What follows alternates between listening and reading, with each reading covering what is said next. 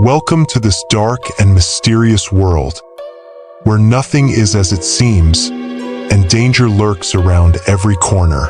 Prepare for boundless horror, stories that will take you to places you never imagined you would visit.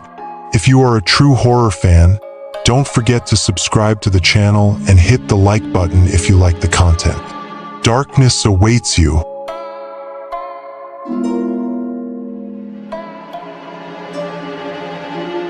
It was a dark and stormy night when the dead began to rise from their graves in the old cemetery, followed by the horrifying stench of decay. The wind howled between the twisted trees as if moaning from the impending terror. That night, there was a gravedigger named Johann who was used to working late at night. While he was digging a new grave, he heard a strange movement behind him.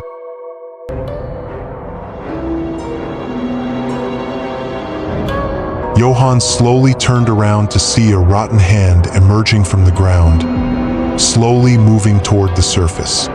His heart began to pound violently, and his legs retreated involuntarily. The surrounding graves began to shift and open slowly, revealing decomposing corpses, their eyes hollow, and their mouths opening and closing in a terrifying manner.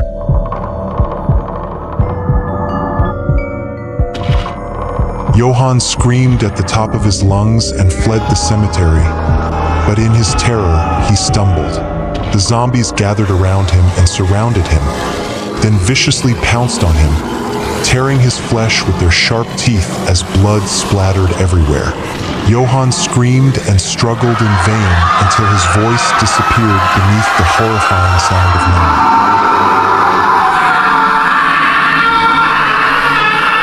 moaning. Meanwhile, the nearby town was sinking into a deep sleep, unaware of what was happening in the old cemetery.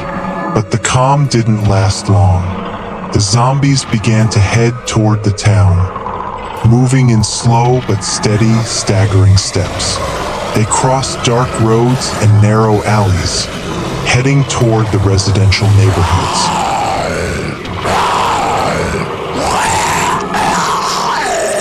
In a house on the outskirts of town, Elizabeth was sitting alone in the living room, reading a book and listening to the sound of the rain outside. Suddenly, she heard the sound of glass breaking in the basement. She fearfully headed toward the stairs, holding a lit candle. When she reached the basement, she found the front door open, with a cold wind blowing in from outside. Before she could return, she felt a cold hand touch her shoulder. She slowly turned to find a zombie standing behind her, its empty eyes fixed on her intensely.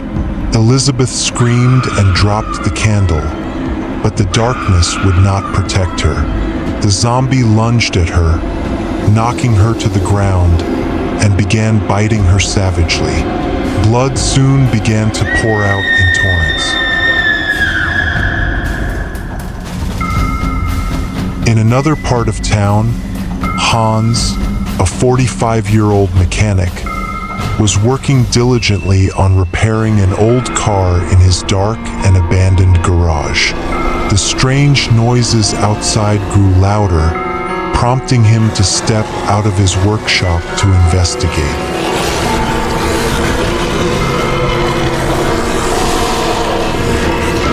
Hans found a group of zombies slowly making their way toward his garage, causing him to panic and worry.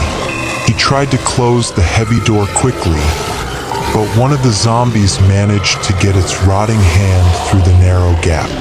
Hans began hitting the zombie's hand with a heavy tool until it was completely severed from the body.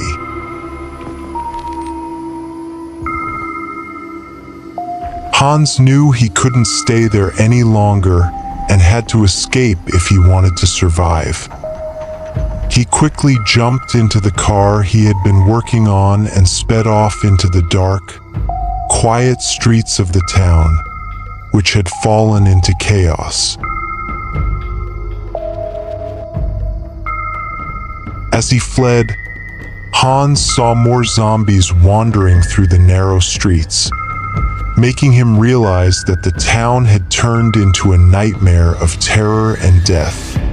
He now had to find a safe haven or be ready to face every challenge that came his way on his dark journey to survival. In the center of town, a group of survivors gathered in an old temple, believing it would be a safe refuge. Frederick, the group's leader, was trying to organize defenses and lead counterattacks. They knew their survival depended on cooperation and courage. But as they discussed their plans, strange noises began echoing around them. Suddenly, the lights mysteriously went out and darkness engulfed the place. The survivors began hearing heavy footsteps from all directions, with heavy breathing and rotten exhales filling the air. Before they could move, a massive zombie burst through the wooden doors of the temple, smashing everything in its path.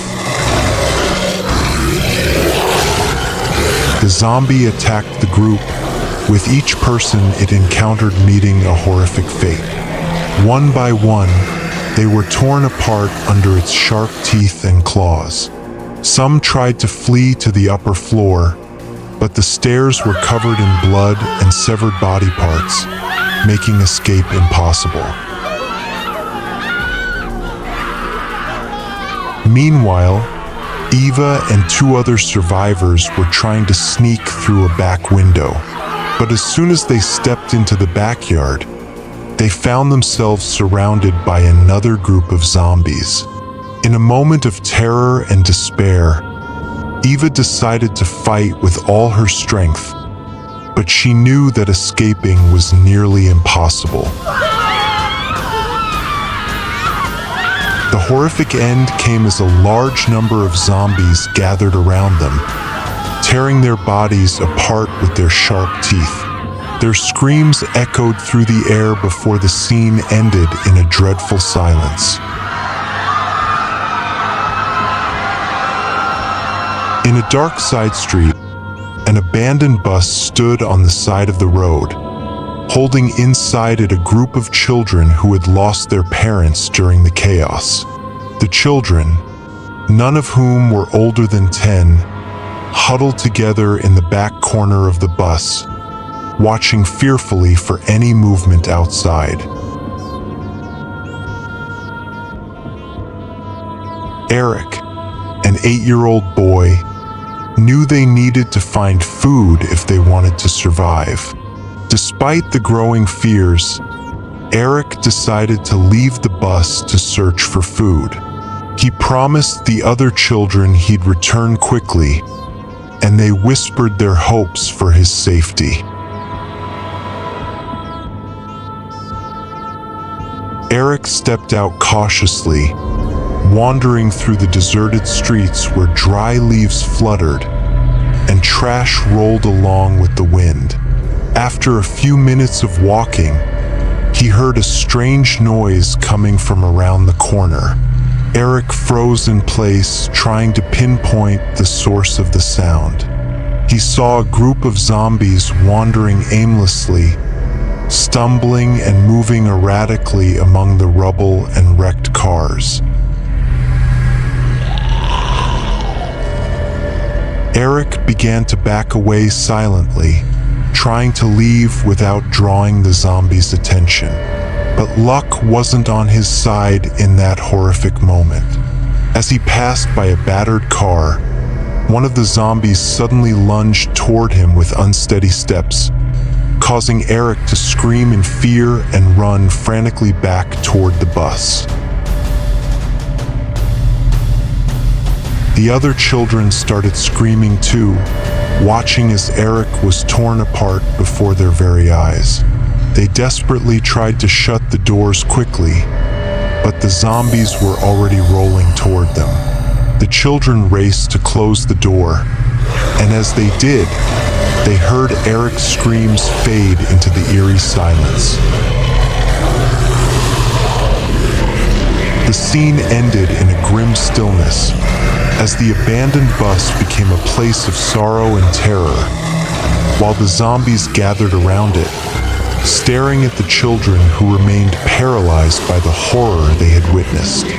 The zombies eventually broke into the bus, and the scene concluded with no one surviving.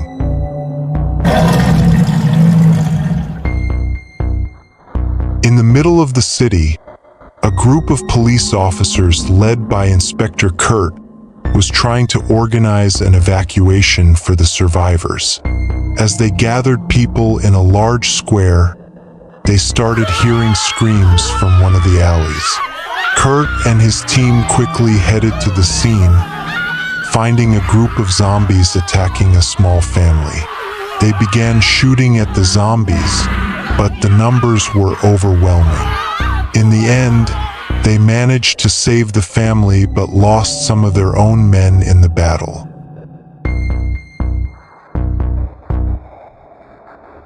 On the other side of the city, a group of friends had decided to take refuge in an abandoned shopping mall.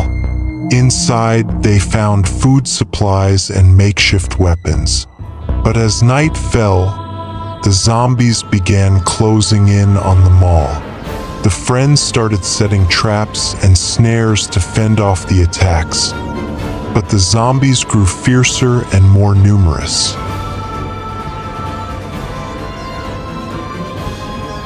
In a critical moment, the friends began to feel desperate as they faced the growing number and brutality of the zombies trying to break into the mall. The traps they had set seemed weak against the attacks of the decaying creatures, and the makeshift weapons weren't enough to hold them off effectively. At the height of the assaults, some of the zombies managed to breach the defenses and enter the mall. A fierce battle erupted inside the abandoned hallways as the friends fought for survival. Blood and torn body parts were scattered everywhere, accompanied by screams of terror and pain. In those dark moments, some of the friends began to give in to despair, but the group's leader, Marcus, raised his voice with strength to keep morale high. His rallying cry pushed them to stand firm and fight harder. They began using all their wits and strength to fend off the relentless attacks, relying on cooperation and good organization.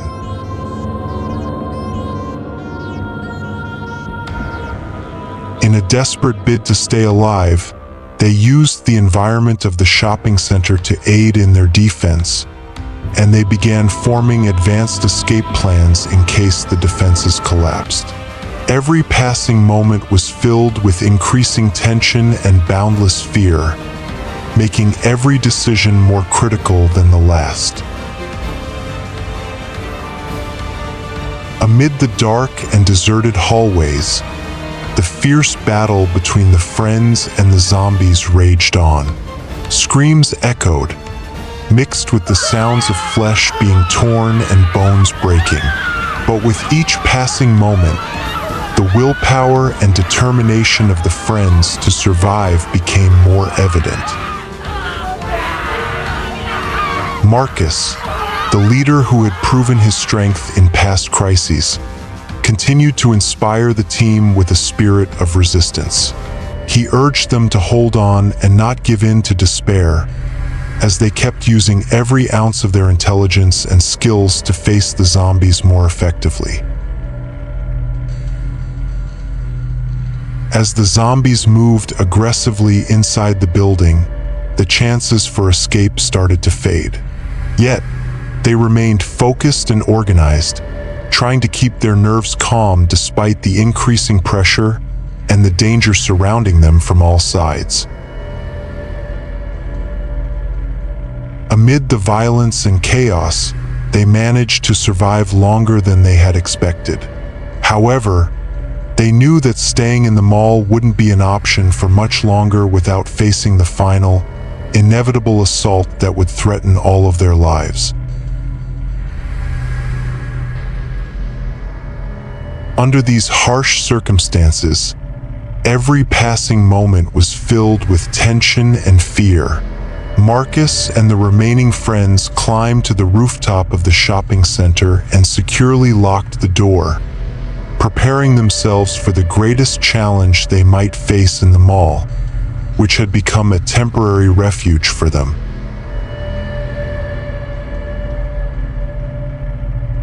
In an abandoned house, another group of people had gathered after losing their homes. The house seemed safe at first, but they later discovered a zombie trapped in the basement. Once the zombie managed to break free, it began attacking the people one by one. Everyone tried to escape and rush upstairs, but not all of them were fortunate enough. The city had become terrifying beyond belief, with zombies taking control of every corner and street.